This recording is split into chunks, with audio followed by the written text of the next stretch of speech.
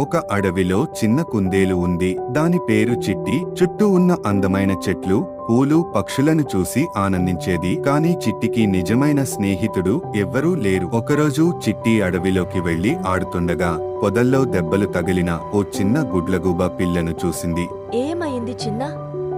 అని చిట్టి ఆప్యాయంగా అడిగింది. నేను నా తల్లిని పోగొట్టుకున్నాను. ఇప్పుడు నాకెవ్వరూ లేరు అని గుడ్లగూబ పిల్ల కన్నీళ్లు తుడుచుకుంటూ చెప్పింది. చిట్టికి దాని బాధ చూసి ఎంతో బాధేసింది. నువ్వు నా వెంటరా, నేను నిన్ను రక్షిస్తాను అంటూ దానిని తన ఇంటికి తీసుకువెళ్ళింది. చిట్టి గుడ్లగూబ పిల్లకి తిండి ఇచ్చింది, తన తోడు ఇచ్చింది. కొన్ని రోజులకు గుడ్లగూబ పిల్లకి బలం వచ్చింది. అది మళ్లీ ఎగరగలిగింది. కాని దానికి అక్కడి ప్రేమాభిమానాలు ఎంతగానో నచ్చాయి. నిన్ను వదిలి వెళ్ళలేను చిట్టి, నువ్వు నా నిజమైన స్నేహితుడవు అని అది ఆనందంగా చెప్పింది. అప్పటి నుండి చిట్టి కుందేలు, గుడ్లగూబ పిల్ల నిజమైన మిత్రులయ్యారు.